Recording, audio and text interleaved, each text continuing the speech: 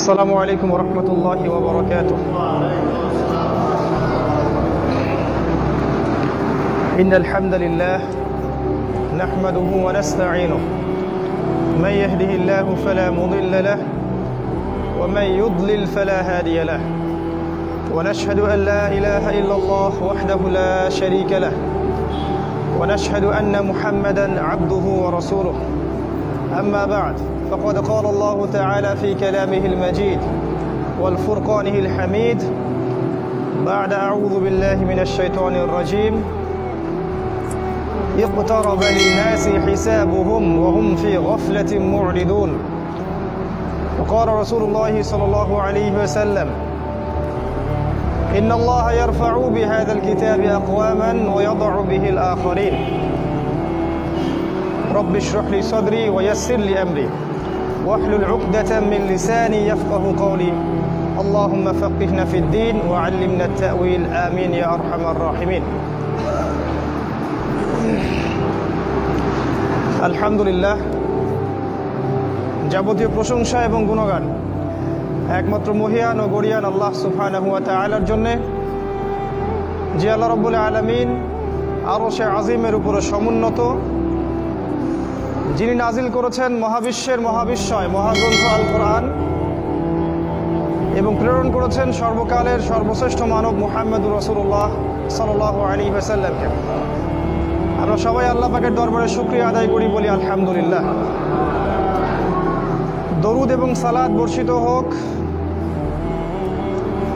সৈয়দুল মুরসালিন খাতামান নবীন আহমদ মুস্তাফা মুহাম্মদুর রাসূলুল্লাহ সাল্লাল্লাহু আলাইহি ওয়াসাল্লামের প্রতি, যাকে আল্লাহ রাব্বুল আলামিন এই পুরো মানব জাতির জন্য মানবতার মুক্তির দূত হিসেবে এবং উসওয়াতুল হাসানা হিসেবে প্রেরণ করেছেন। সবাই বলি আল্লাহুম্মা সাল্লি আলা মুহাম্মদ, আল্লাহুম্মা বারিক আলা মুহাম্মদ।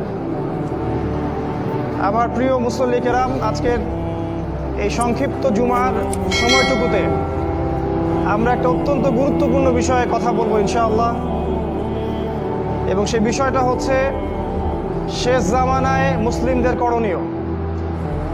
শেষ জামানায় মুসলিমদের করণীয় কি কি আলামত দেখলে আমরা বুঝতে পারবো যে আমরা শেষ জামানায় আছি, এবং এই জামানায় একজন মুসলিম হিসেবে আপনার দায়িত্ব কর্তব্য কি, এটা আজকের খুতবার আলোচ্য বিষয়।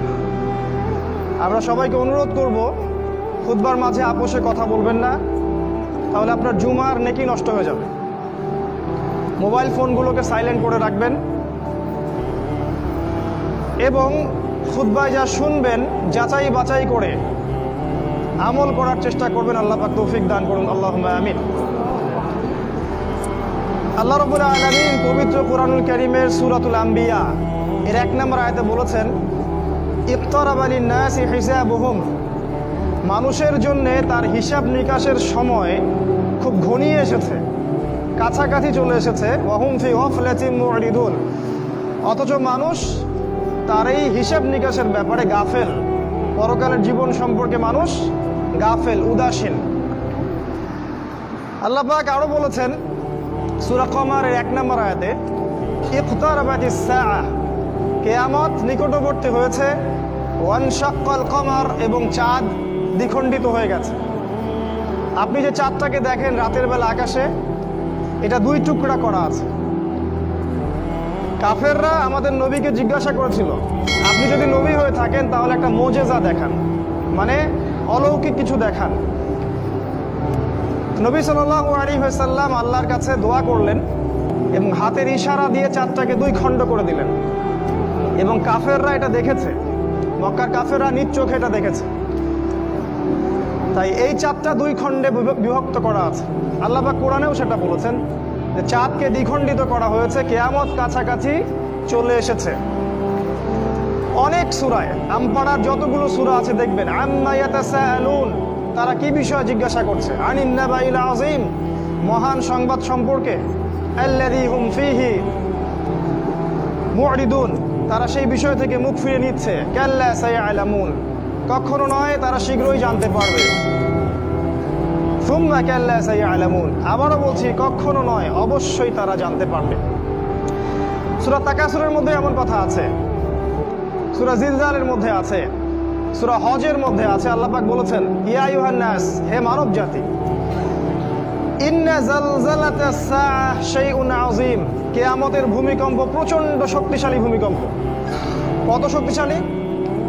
আল্লাহ পাক বলেছেন কিয়ামতের ভূমিকম্প শুরু হওয়া মাত্রই যে মেয়েদের গর্ভে সন্তান আছে, এই সন্তানটা খালাস হয়ে যাবে এবং মা তার সন্তানকে ফেলে পালাতে থাকবে, তার হুঁশ থাকবে না। এটা কিয়ামতের এত বিভীষিকাময় অবস্থা।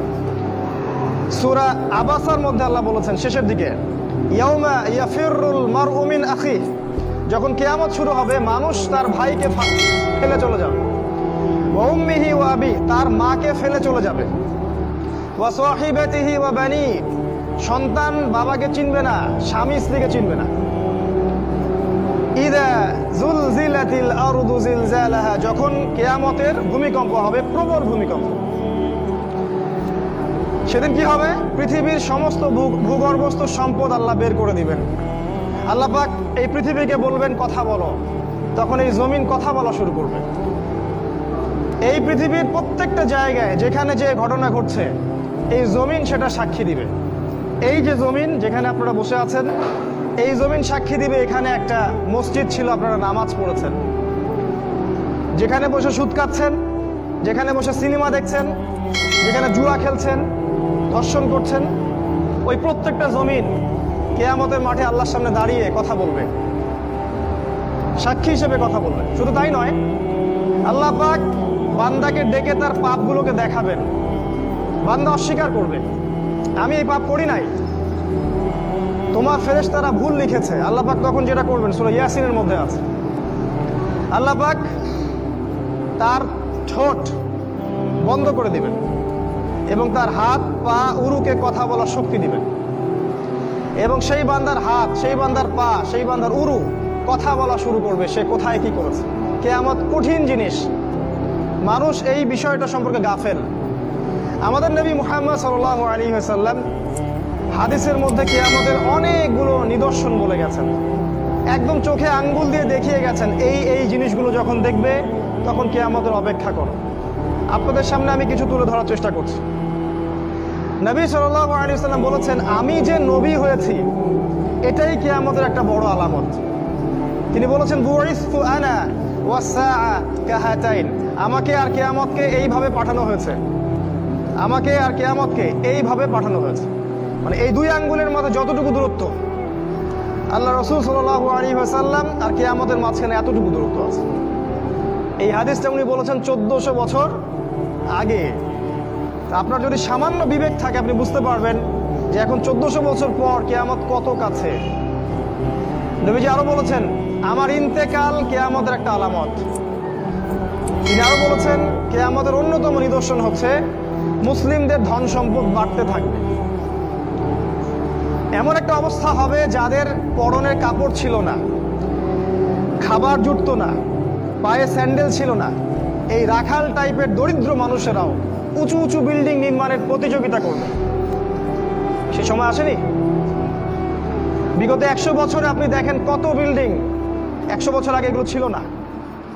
আর প্রত্যেকটা বিল্ডিং এর পিছনে আছে সুদ, ব্যাংকের সুদি লোন, আর উঁচু উঁচু বিল্ডিং, একটার সাথে একটা সম্পর্কিত। নবীজি আরো বলেছেন, শেষ জামানা বা আখিরুজ জামান বা কিয়ামতের আলামত হচ্ছে মানুষ পিতা মাতাকে সম্মান করবে না। পিতা আর মা এই দুইজনের সম্মানের পাত্র, এই বোধটাই মানুষের উঠে যাবে। সম্পদের জন্য মানুষ তার পিতাকে হত্যা করবে, ভাই তার ভাইকে হত্যা করবে, স্বামী স্ত্রীকে হত্যা করবে, স্ত্রী স্বামীকে হত্যা করবে, এমনকি সন্তান মাকে পর্যন্ত হত্যা করবে সম্পত্তির কারণে। আর পিতা মাতার সাথে দাস দাসীর মতো আচরণ করা।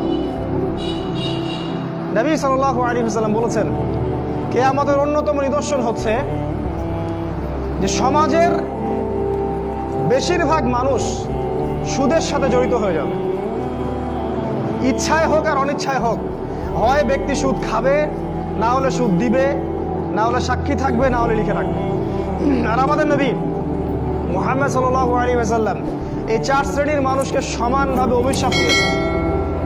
তিনি বলেছেন, আমি মুহাম্মদ সাল্লাল্লাহু আলাইহি ওয়াসাল্লাম আপনার নবী, তিনি বলেছেন, যে আমি 4 শ্রেণীর মানুষকে অভিশাপ দিয়ে গেলাম।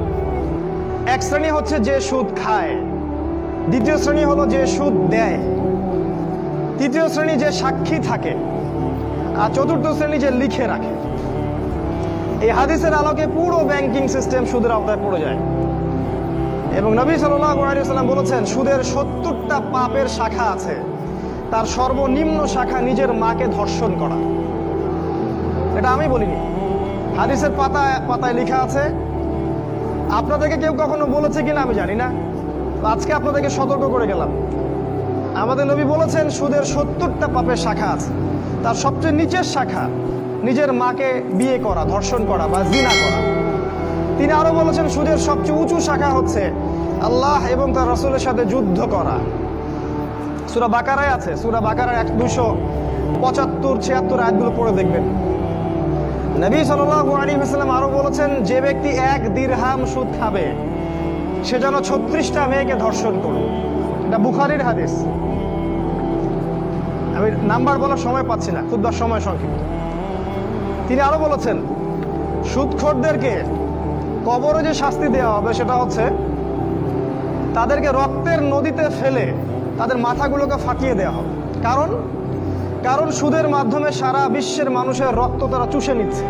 এই কারণে এর ফলাফলটা কি হয়? এর ফলাফলে ধনীরা ধনী হতে থাকে, আর গরিবরা যত দিন যাবে আস্তে আস্তে আরো দারিদ্র্যের অতল তলে নিষ্পেষিত হতে থাকে। আপনার কাছে মনে হবে হয়তো আমি 10 টাকা দিলে 15 টাকা পাবো, কিন্তু এটা নয়। আপনি আপনার টাকা পাবেন না, আপনি অন্যের রক্ত চোষা টাকা পাবেন। এর ফলে ধনিক শ্রেণীর কোনো ক্ষতি হয় না, তারা অনেক লাভবান হতে থাকে। এই জন্য বিশ্বের একটা অংশ আজকে ধনী হচ্ছে। দেখবেন এই পুরো বিশ্বের একটা অংশ দিন দিন ধনী হচ্ছে, ওই পশ্চিমা সভ্যতা। আর বাকি অংশগুলোকে দেখবেন তারা আস্তে আস্তে দরিদ্রের সীমার নিচে চলে যাচ্ছে। এটার কারণ রিবা, সুদ। তিনি আরো বলেছেন যে সুদ যারা খাবে তাদের জাহান্নামে শাস্তি হচ্ছে, ওদের পেটটা ফুলে ফেপে থাকবে আর পেটের ভিতরে সাপ কিলবিল করবে। আর ফেরাউনের অনুসারী যারা, তারা এদের পেটে পাড়া দিয়ে জাহান্নামে প্রবেশ করবে। এভাবে অপমান করা হবে। কেন ফেরাউনের সাথে তুলনা করা হলো কেন? আমরা জানি ফেরাউন এই পৃথিবীর সবচেয়ে বড় জালেম, আর সুদের মধ্য দিয়ে জুলুম সবচেয়ে বড় করা হয়েছে এই পৃথিবীতে। এখন আপনি মুসলিম হিসেবে চাইলেও এখান থেকে বের হতে পারছেন না। আপনি আমাকে এখন পুরো দেশের অবস্থা বলেন, প্রতিটা জেলা, গ্রাম, ইউনিয়নের অবস্থা বলেন, কোন জায়গায় সুদ নাই সেটা আমাকে দেখান। অথচ আমরা সবাই মুসলিম দাবি করছি। আমরা দাবি করছি আমরা আশিকে রসুল, নবীকে ভালোবাসি, আল্লাহকে ভালোবাসি। আমরা এতটুকু বলবো যে আপনি আপনার কবরের জন্য অপেক্ষা করতে থাকেন, তারপরে দেখেন কি হয়। বিশ্বাস করেন, আপনার রিজিকের মধ্যে যদি 1টা টাকা হারাম থাকে, যতক্ষণ সেটাকে আপনি ত্যাগ না করছেন, আপনার ইবাদত কবুল হবে না। কোনো ক্ষমতা নাই এই হাদিসটাকে উল্টায় দেওয়ার। আল্লাহ পাক বলেছেন, ইন্নাল্লাহা তাইয়্যিব লা ইকবালু ইল্লা তাইয়্যিব। আল্লাহ পাক পবিত্র, তিনি পবিত্র রিজিক ছাড়া কবুল করেন না। 3 জন ব্যক্তির দোয়া কবুল হয়, নবীজি বলেছেন। দোয়া ফেরত দেয়াই হয় না, দোয়া করলেই কবুল। একজন হচ্ছে বাবা যখন সন্তানের জন্য দোয়া করে। 2 নাম্বার, যখন কোনো মুসাফির মানে সফর করছে যারা আল্লাহর পথে বা মুসাফির, তারা যখন আল্লাহর কাছে দোয়া করে, দোয়া কবুল হয়ে যায়। আরেকটা দোয়া হলো মাজলুম, কারো উপর জুলুম করা হয়েছে, এই মাজলুম যখন জালেমের বিরুদ্ধে বদদোয়া করবে তখন দোয়া কবুল হয়ে যাবে। এই মুসাফিরের দোয়া কবুল হয়। একজন মুসাফির হাত তুলে আল্লাহকে বলছিল, আল্লাহ আমাকে এইটা দাও, আল্লাহ আমাকে ওইটা দাও। আর আমাদের নবীজি দেখে বললেন যে মুসাফিরের দোয়া কবুল হয়, কিন্তু এই ব্যক্তির দোয়া কেমন করে কবুল হবে যার খাবার হারাম, পানীয় হারাম, পোশাক হারাম, সবই হারাম।